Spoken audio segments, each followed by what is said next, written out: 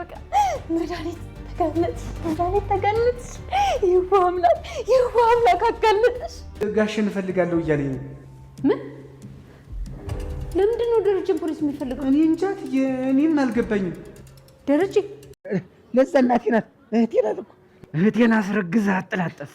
አገባሻለሁ ብለህ ሜዳ ላይ ጥላት ጠፋ። የኔ ሚስት የማርዋ ናት፣ የማርዋ ብቻ ናት።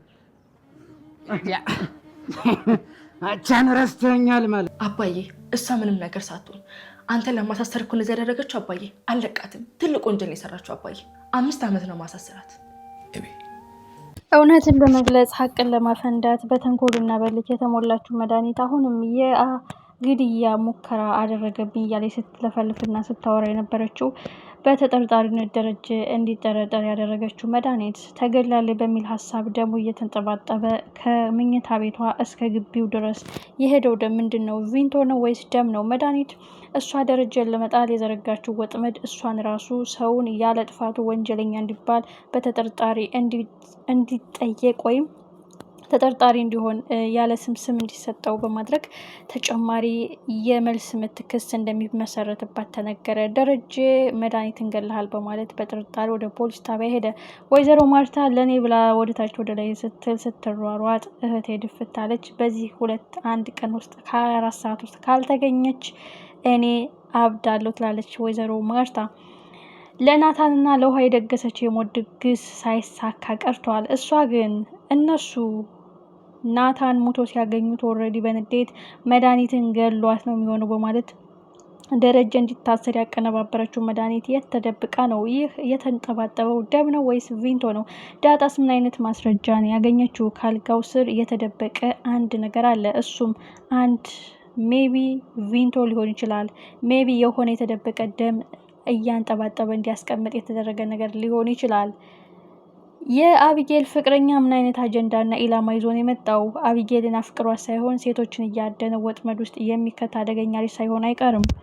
ወይዘሮ ማርታ በድንጋጤ የምታደርገው ጠፍቷታል። ሰላም የተከበራችሁና የተወደዳችሁ ቤተሰቦቼ ሰላማችሁ በዘት ይበልልኝ። ተወዳጁ ዳጣ እጅግ የሚገርም ነገር ሆኗል። የወይዘሮ ማርታን የዋህነት ሁላችንም በጣም እናዝንላታለን። ሰላም ጥፋተኛ ናት፣ ሁላችንም እናምናለን።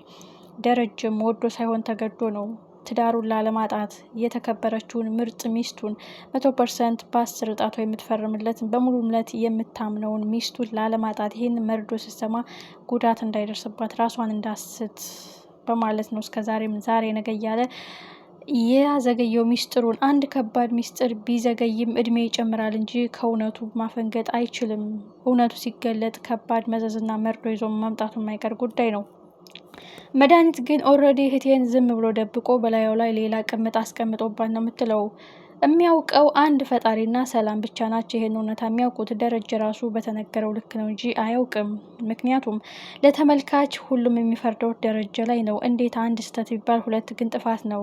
ምክንያቱም 2 ልጅ ነው ከሷ የወለድከው የሚለው ነገር የዚህን እንቆቅልሽ የምታውቀው መድኃኒት ሳትሆን ሰላም ናት። መድኃኒት ግን ኦልሬዲ እህቴን ስለማትወልድ ከሌላ ሴት እየወለደ ቅምጥ አድርጓን ነው ብላ ነው እያሰበች ያለችው።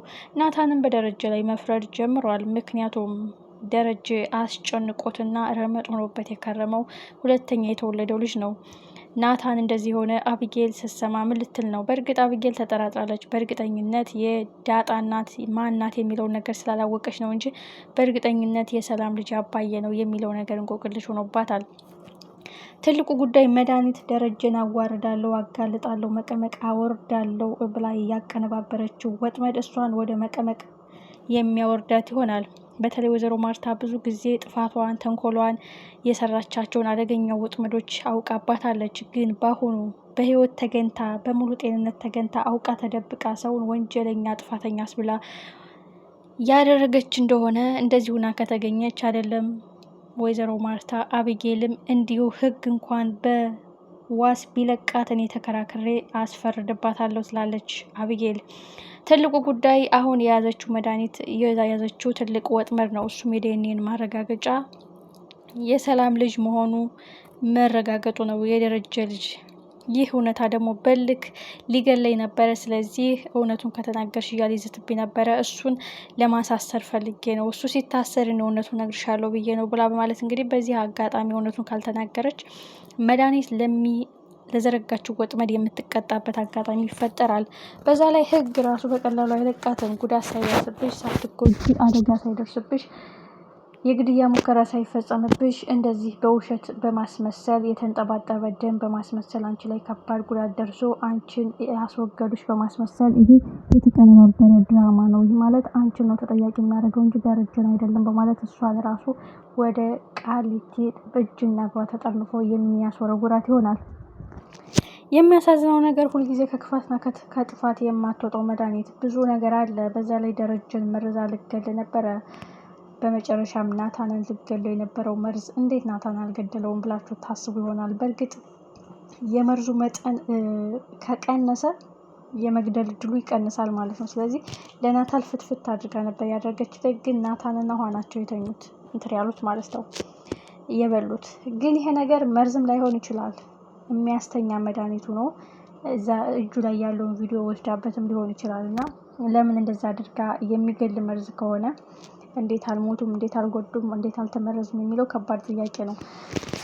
ዞሮ ዞሮ መድኃኒት እዚህ ቤት ከመጣች ከተንኮልና ከክፋት ርቃ አታውቅም። ለዚህ ስራዋ ደግሞ የሚገባትን ቅጣት የምታገኝበት ነው። በሰላም ሂጂ፣ በሰላም ወደ ሀገርሽ ተመለሽ፣ ለልጆችሽ ኑሪላቸው። ያን የመሰለ ትዳር አፍርሰሽ የኔን ትዳር ለማፍረስ የመጣሽ እባክሽን አድበሽ ተቀመጭ ብትባልም አልቀመጥም ያለችው መድኃኒት ስትቅለበለብ ወደ ቃሊቲ የምትወርድበት አጋጣሚ እየፈጠረች ነው። በእርግጥ መድኃኒቱ እውነትና ሀቅ አላት። በእርግጥ ግን እሷ በልክና በተንኮል ነው እንጂ በመልካም ነገር አልወሰደችውም።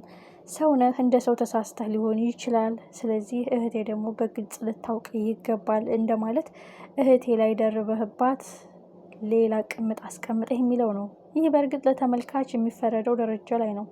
ግን ውስጥ ሆኖ በሱ ጫማ ላይ ሆኖ ለሚመለከት ሰው ደረጃ ላይ መፍረድ ይከብዳል። ምክንያቱም ዳጣ በአጋጣሚ በስካር ተፈጠረች። ሁለተኛው ልጅ ደግሞ ልጅን ገደሉብኝ፣ ሰረቁብኝ፣ ሸጡብኝ ስትል ሰላም ደረጃ ራሱን በሳተበት አጋጣሚ የፈጠረችው ድርጊት ነው። ይህ ደግሞ ልጁ ከተወለደ ነው ደረጃ ያወቀው። ይህንን የሚያውቀው ደግሞ ራሷ ሰላምና አንድ የፈጠረ አምላክ ብቻ ነው የሚያውቀው ማለት ነው። ግን ለተመልካች አውቃችሁ ሚስጥሩን ደብቃችሁ የተደረገ ነገር ነው።